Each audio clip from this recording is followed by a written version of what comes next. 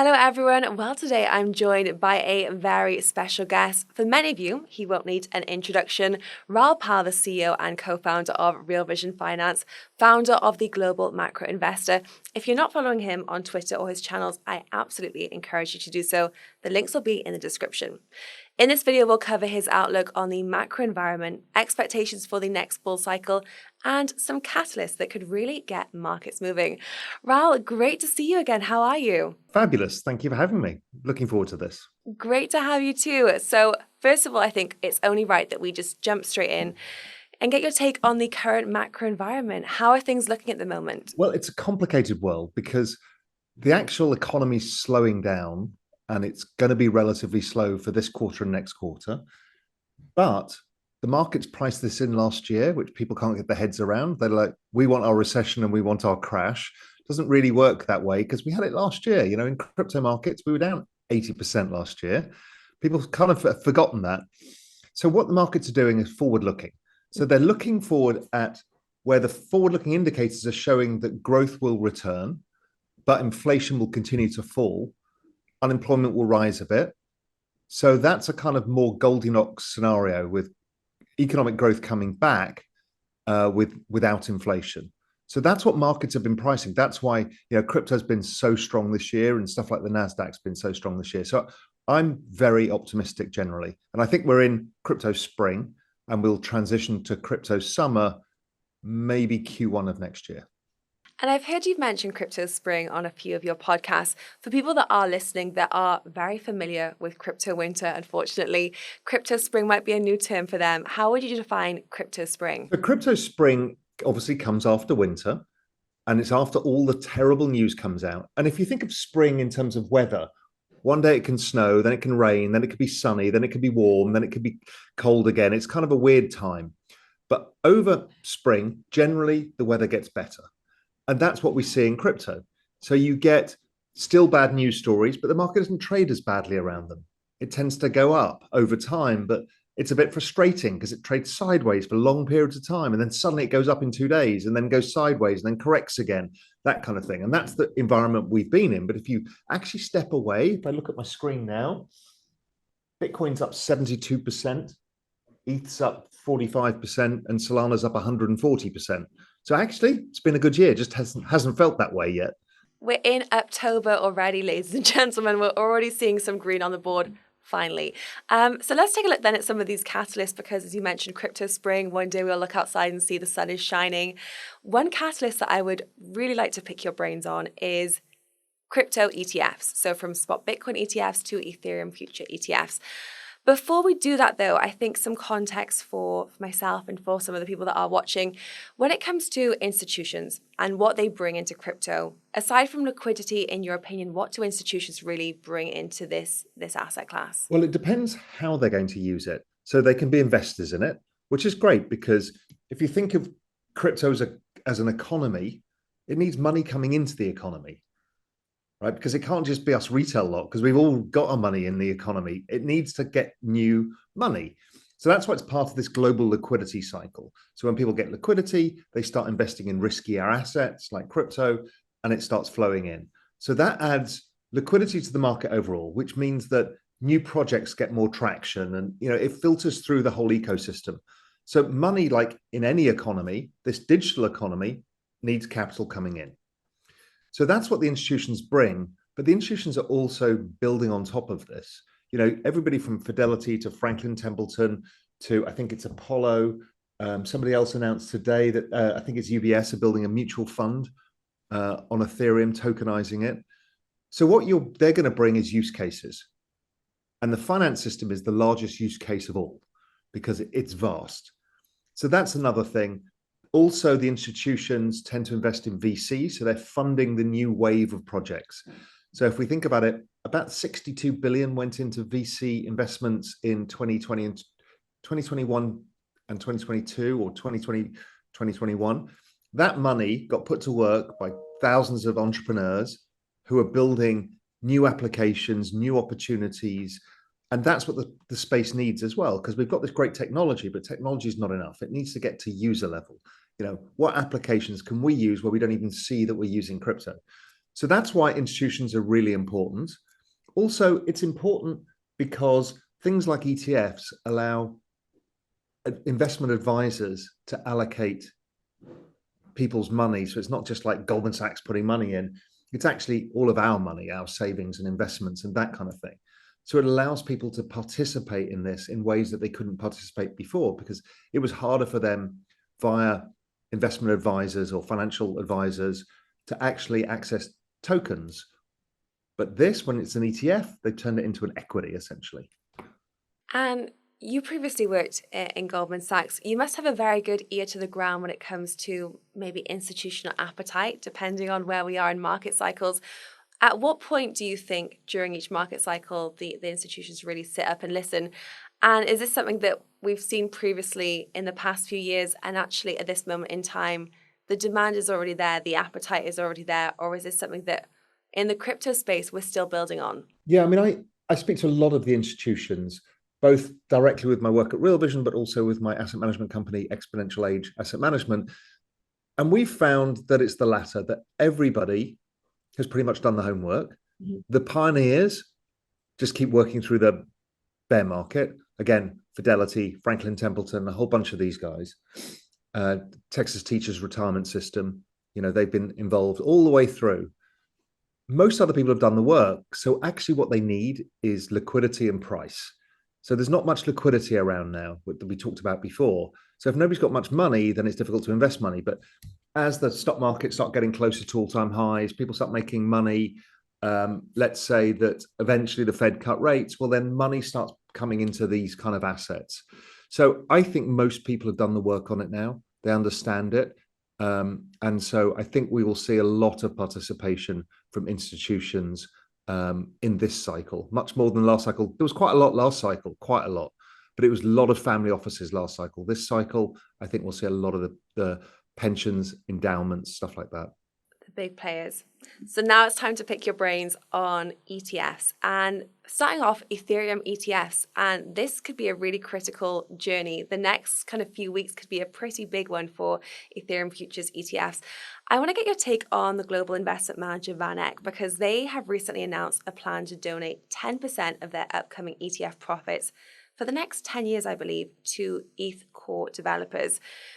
Is that a good thing, or would you say that actually we kind of need institutions to almost stay out of the runnings of Ethereum? What's your thoughts? I like it. I like the team at VanEck. I know them really well. Jan VanEck is a friend of mine. Their heart is in the right place. They understand what this whole system is about. And really what they're saying is we understand that a futures ETF has less impact on the ecosystem than actual spot Ethereum ETF. So therefore, we just want to give something back to the spot market, because don't forget, if people are actually buying Ethereum and they were staking it and doing all of this stuff in spot, you've got a much more impact in the space. Because futures, yes, the arbitrageurs will try and keep the price in line.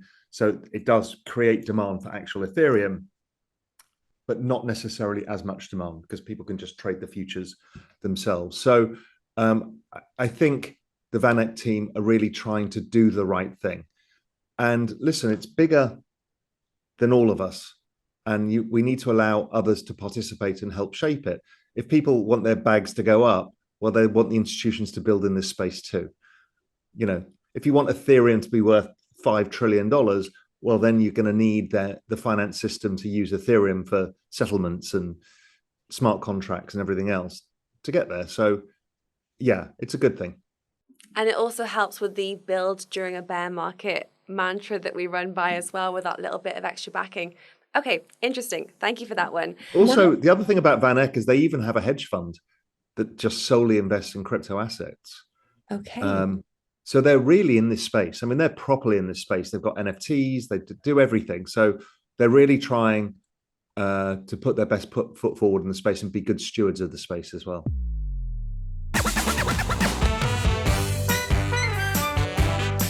And you'll never guess who is in the car. Hello and welcome back to GM Crypto. Now we have so much fun and exciting stuff coming up for you on today's show. But first, we need to talk about the CoinBureau deals page, Guy. That's right, Jessica, because it really is the place to find the very best deals in crypto. For starters, you can find bonuses of up to $40,000 at some of the best crypto exchanges. And that's not all, Jessica, because you can also get discounts on hardware wallets, sign-up bonuses for some of the top exchanges, and trading fee discounts of up to 60%. Amazing, Guy. Where can people find this deals page? Well, just head on over to coinbureau.com/deals or use the link in the description. And what's your expectations for the approval of the kind of first round of spot Bitcoin ETFs as well? We recently saw the SEC kind of push back on delays until November for some of the institutions that have got their front runnings in. Is that something that you're not expecting to see until 2024, or could we see it in the nearer term? So from what I understand, they're not getting rejected for no reason. They're actually getting rejected because I think it's either the CME or the CFTC needs to have some component part, and that part needs to be approved and finalized. And it's actually just that. So it's not like, oh, Gary's trying to slow the whole thing down. There's actually one of the component parts of all of these ETFs that require the kind of validation. I think it's from the CME or the CFTC. I'm not sure which one. Probably the CME. That bit needs to come into place. So they're just buying time to get that done. So I still think it happens this year. This year. Okay, awesome. And how are you expecting that to impact the markets? Is that going to be one of these catalysts that move us over from spring into summer? It depends what price is doing. Because had we launched a spot ETF in November last year, nobody would have bought it because the market was going down or it was feeling terrible. But as the market is recovering and we're in spring, and normally the Q4 is a strong quarter, if you introduce spot Bitcoin and spot ETH ETFs into a rising market, you will start to suck in the investment advisors, the individuals who found it too complicated to hold their own wallets and do all of that kind of stuff. So it really depends what the market is doing. But I think on balance, it's positive. But really, it'll show up in 2024, 2025 when the cycle's fully underway. It just makes an easy way for people who are not used to the digital side of things to just use equities and get their exposure. So yeah, look, overall, longer term, it's very positive. It's just yet another on-ramp. Short term, depends what the price is doing. If the price is strong, we'll get a bit of a panic in from the investment advisors and stuff like that. And for your next expectation for next wave of users and people that are getting into crypto, are you expecting it to, for example, double from last market cycle? I think it was around 450 million people in last market cycle. So are you expecting that to go all the way up to 1 billion? You know, from the work that I've done, if I look at the rate of change of the adoption, the active addresses, it should hit 1 billion this cycle. So what is that? How do we get there? I don't know. But there's a lot of things that people don't even know about, like Ticketmaster has issued 30 million NFTs. People don't realize that. So that was 30 million people who weren't crypto people, but because their Ticketmaster wallet, where they get their tickets for games and shows, they just drop NFTs into them. So, you know, I don't know how we're going to onboard the billion, but it feels like it's coming. It could even be, dare I say it, CBDCs. If somebody launches one, it could be from India, where they're working on their CBDC. So there's a lot of different avenues that will create the billion people. And this is almost a secret sauce. It's like with the analogy of the internet. You don't realize how the internet works. You just use it. And I think it's going to be the same for blockchain technology and cryptocurrency adoption. It's just something that's integrated into our daily life, and we don't have to explain to our grandmothers what they're exactly doing within the space. Yeah, I mean, look, we're both talking to each other in different continents, using different Wi-Fi, using different service providers, on different computers, using different microphones. Everything works and we don't even know and don't care.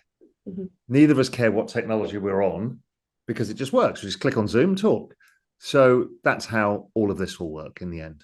So moving on to the kind of, you mentioned Ticketmaster there, and I think it is a nice segue into the adoption of layer twos that we are seeing in the space. You did a recent interview with Altcoin Daily excellent podcast and interview. So I'll leave a link in the description for anyone that has not yet watched it. And you did mention some layer 2 projects that really have the potential to impact the market in next market wave. And there was also some questions about how some layer 2 projects accrue their value. And if we're looking at price action for next market cycle, I mean, Solana in 2021, that was 12,000% up. It was kind of exponential. What are you looking out for next bull cycle when it comes to who has what it takes? Layer 2s, look, layer 2s are cheaper, faster. So that works. So, Polygon, Arbitrum, all of that stuff, that probably works very well. And so I think we will see ongoing adoption of those. Only some of the value accrues to ETH because they batch transactions. So they take a whole bunch and then it goes onto the ETH chain. So you're using kind of one ETH slot for a lot of other slots. So it has an impact on ETH. It's good. More people are building on ETH. So that's great. I think that continues. Solana, I think, is going to be the big story of this cycle of the main chains because they're launching Fire Dancer or Jump-Is, which is a different validator, which actually, I mean, believe it or not, is going to run at 600,000 to 1.2 million TPS. So this is the fastest thing by a long way. Considering Solana and Polygon are the two fastest chains at 65,000 TPS, and Sui should be about 120,000, but yet to get there. This is just a different order of magnitude. This is 10x the fastest ever thing we've ever seen. And it's not a layer 2, it's just Solana. So this is a game changer. It means the whole finance system can be built on it. It was designed by Jump Trading, who are high frequency traders who understand the latency and sheer capacity requirements for things like exchanges to run. So I think Solana is a very big story. We're seeing a lot of activity there. Then I don't know what the new Solana will be, but we're seeing a lot of interest both in gaming. Oh, I've got my reactions coming up for some reason. Both in gaming and also in zero knowledge stuff. And there's also DeFi. So I don't know. It becomes really hard to know which is the big area. But those are the three I hear a lot. But I tend not to go that far out the risk curve just because it's difficult to choose the right thing, But, you figure that if the space is going up, then Bitcoin and ETH will do well and Solana will do well. Solana's got this extra kicker, which is, I think, potentially a game changer. So I think that's probably the layer one that does, the big layer one that does the best in the cycle. Then we've got the kind of Aptos and Suis and those kind of things. Let's see how they do, what traction they get. The layer 2s will be interesting. And then these other kind of applications, as I said. Nice. And you mentioned Ticketmaster earlier on. Is that Polygon? Flow, I think. Flow and Polygon, maybe. Not sure. Interesting. But Polygon's done quite a lot of that kind of stuff. Yeah. And we're seeing these mainstream company names and entities there that are coming on board. I mean, we saw Solana and Visa also have these agreements for payments. So very interesting time for the kind of payment space, and it seems to be getting faster. Now moving on to speaking about, you have acknowledged sometimes that we are in a recession already. Would that be fair to say? That's what I think. Ask anybody who's not laid off people from their business, who's not seen a decline in sales, who's not seen a decline in activity. I mean, literally everybody has. Now, it's not just crypto, it's across the board. So I think we have been in recession, and maybe that comes up in the numbers in this quarter and next quarter, because all my forward-looking indicators, which precede that, always showed that we were in recession. So I think the numbers will show recession, but the markets will be trading recovery. And I listened to a podcast where you compared it almost to the kind of the 1990s recession, which was fairly kind of, in brackets, mild event. And I think what was interesting there is, and we know in kind of when we look at the markets, history doesn't repeat, but it certainly does rhyme. And what followed on from the 1990s recession, then we had the kind of the dot-com bubble in the late 1990s. And I'm curious to see if you would expect a demand for a similar replica to the dot-com bubble, maybe when it comes to AI stocks or tech stocks or even crypto. It really depends how long this cycle can go on for. The 90 cycle was long. It was 1990 till 2001. That was 11 years. Wow. Right now, all of the cycles are about 4 years. So it's hard to build up the imbalances, because if we didn't have a down cycle, okay, crypto would have been in a huge bubble. So it really depends whether these cycles repeat themselves. And I think it's based on the refinancing of the government debts, which are all around 3 to 5 years. And so you get this 4-year cycle all the time. So yes, we will definitely see something that goes into a bubble, and whether it's AI or whatever it may be, who the hell knows? And then as liquidity comes out, it'll get deflated. But again, the key point that people have got to understand is these are not mean reverting. We know this from crypto. The actual trend is up, and all you're doing is going up and down within the bigger trend, which is why you always have to use log charts for this stuff to truly understand what's going on. Because people think, oh, crypto collapsed, it's down 80%, it's back to where it was. Well, it's not. It's back to the highs of the previous cycle. It's like you have to keep it in your head where that actually, all the lows are higher and the highs are higher over time. Zoom out, guys. Look at the broader context. You referenced an 11-year price cycle there from 1990s to 2001. We're talking about kind of 4-year cycles in crypto, as you've mentioned. When we look at these market cycles, how sustainable are the 4-year market cycles? How much longer do you think that the crypto industry has it in it to see these big old price gains where people go, right, I'm stacking up my bag, and then in 2025, this is it, I'm going to go retire on an island somewhere?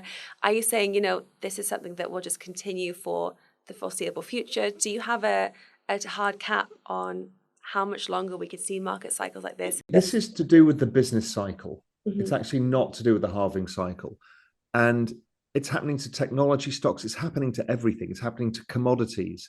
So everything is in this very cyclical world. So it's something we have to get used to. But I think the cyclicality over time becomes less. So each drawdown in crypto, the overall market falls less. And you can use Bitcoin as the best example. Each time it just falls a little bit less. So maybe next time around it falls 60% and not 75%. And previous time was 87%. The previous time to that was 97%. ETH fell in 2018, 97%.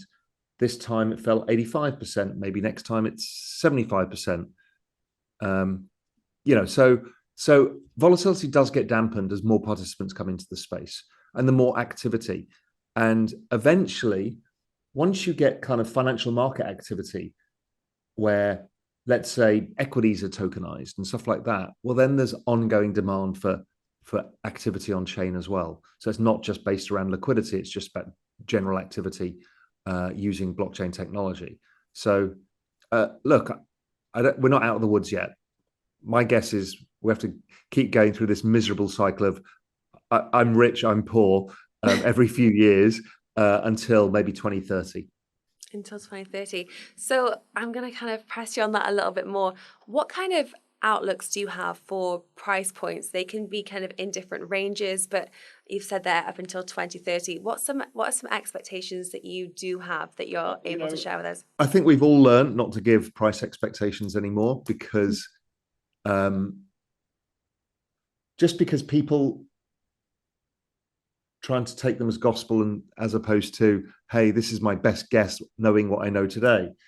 But generally speaking, if ETH does what Bitcoin did last cycle, then it's 3 to 4 times the high of the previous cycle. Mm-hmm. So therefore, that kind of yardstick gives us 15,000 plus. That doesn't sound unreasonable. That's a 10x from here. That's possible. That would be within the realms of normality. And then something like Bitcoin, maybe it does slightly less because it's a more mature ecosystem, and something like Solana would do significantly more. So that's how I think about it. I think the overall space can go from $1 trillion today to maybe 10 trillion at the peak of the next cycle. So that's a 10x for the whole space, possibly. Could be a 5x, but it's something of that magnitude. If we're right in our hypothesis that more and more people will use blockchain technology for underlying use cases, if that's the case, yeah. And you've been in this industry for quite a few years now, I think it's fair to say, and you have been keeping your eyes and ears open to what has been going on. It must feel quite rewarding that at this moment in time, we're talking about kind of larger institutions getting in. We're talking about the kind of spot Bitcoin ETFs entering the market. You've mentioned Ticketmaster there as kind of these big adoption plays. Do you think the media right now are really reflecting the good news that we are seeing in the space? Or do you think we've come a long way and it's kind of more bullish for you? The media narrative has always hated this. And I don't know why that is. They're always skeptical. Journalists by nature, generally skeptical people. And so they were skeptical of the internet. They were skeptical, they're skeptical of EV cars. They've been skeptical. They're skeptical of everything. So I think that continues for a while. But we keep looking back and go, look how far we've come. And, it's another few trillion in price and value and stuff like that. And then it becomes unarguable. I mean, there's no journalist who says, well, I think the internet's a fad or the mobile phone's a fad. Mm-hmm. But they did. And there's articles all over the place of them saying that back in the day. So, it's just how it goes. This is a very interesting technology because we were able to front run the institutions. It's the first time that individuals have had the power to participate in a cutting edge technology before the VCs and the big institutions. So it's a bit weird for all of us to be fighting the news flow. Normally, we'd only get the opportunity to invest when the news flow has changed and, Microsoft's IPO comes out and then we can invest in that. So it's just very different. We're having to learn the different skill of being the most hated participants until we're proven right. And Christ, when I first got into this, Bitcoin was $200. It's come a long way. Oh, absolutely. It has. And it's and I'm sure the events as well that we're attending as well started off maybe 30 people in an underground room, and now it's suddenly become this huge, enormous ecosystem, which is amazing to see. When you do go to these events, it's amazing who's there. You're with technologists, finance people, artists, musicians. You're with some of the most incredible mix of people. And everybody's really smart. They've really learned about this. And I've never seen anything like that happen before. My guess is the internet was a bit like that as well in the early days of the internet, where people started realizing the power of it. But it's just, the random people you meet at these crypto events, you're like, oh my God, we're so lucky. It's like this magic moment in time. And I am going to ask you about the upcoming Real Vision event just before we do, because we did speak a little bit about kind of the media representing the industry. For a lot of people that are watching that maybe are new to the space this year or last year, is there any warning signs or things that you would advise newcomers in the industry to look out for when it comes to potential market moves or sentiment movers, whether that's kind of regulation? It can be, the FTX trial is something that's coming up that are in a lot of people's calendars. The biggest problem new investors face is themselves. Okay. Right? It's like FOMO and excessive narratives, excessive tribalism are all the things that will get you into trouble. You need to always step back, understand what risks you're taking, why you're taking those risks, and try and fight the FOMO. Have a plan and try and stick to that plan. Yes, you can adapt it. And then be careful where you get your information from. There's a lot of trusted people in the space, but there's a lot of people that seem alluring because they want to tell you you're going to get rich. Now, yes, there's plenty of opportunity to make money in all of this, but just choose trusted sources. Be careful who you follow and don't become trapped in one narrative. Things change. This is technology. It's market. So be adaptable. Those things will help more than anything else. Of course, you will see regulation. Of course, you will see sell-offs. Of course, you'll see blow-ups. That's all part of being in financial markets and a new space. So expect all of those. Expect that you will be feeling really miserable with yourself because your tokens are down 75%. in 3 years' time. Expect that to be normal. And if that's part of your plan and your time horizon, then that's okay. If it's not, if your time horizon is to try and get out somewhere in the peak, you'll never time the peak perfectly, and you'll have FOMO and feel miserable about it. I never forgot when I bought my Bitcoin at 200. I sold out 2,500 in the forking wars when I didn't understand what was going on. Price was starting to go vertical. I'm like, listen, I've made 10x my money. This is an amazing investment. It then went up another 10x in the next 6 months. I mean, that's enough to drive you insane. But that's what will happen to you. You know, you will close out too early, you'll close out too late. All of this stuff, it's okay. The best thing to do is get yourself an education in how to invest and how to think about this stuff. And this is one thing that I would say Real Vision, you do exceptionally well with putting out daily content to really educate viewers. You have got an event coming up which is free for participants to attend. Can you talk us through what the event is? It's actually a festival of learning. It's actually around this topic, and we've partnered with Ledger. We're good friends with the Ledger team, and the idea is to help educate people. So we've got a 2-day event on October I think it's the 12th and 13th, and that's where we will bring some of the best participants in the entire space together and educate people on everything from security, because we've got Ledger, to how to invest stuff. We're also building crypto courses at Real Vision as well. But this event, it's free to join. You just go to realvision.com/festival and prepare to get yourself an education by the greatest names in the space. It's a really good thing. And it's basically, I don't know what the title is. Let me just double check what the title of the event is, because it's the next digital asset wave and how to prepare for it. And that's the whole point, is we want to help people in this cycle. You know, your audience, we want them to succeed, because there's a lot of people who don't really care. But I've been in this space long enough. You've been in this space long enough. We want to help people. So that's what it's all about. The Festival of Learning with Ledger. It's a really great event. Then afterwards, we're building a Ledger Quest, which are these gamified education platforms with them as well. And we're giving away branded Ledger devices to people who come. They're really cool. All sorts of stuff happening around it. Some NFTs going around it as well. So realvision.com/festival, and level up your knowledge. That's why we're here.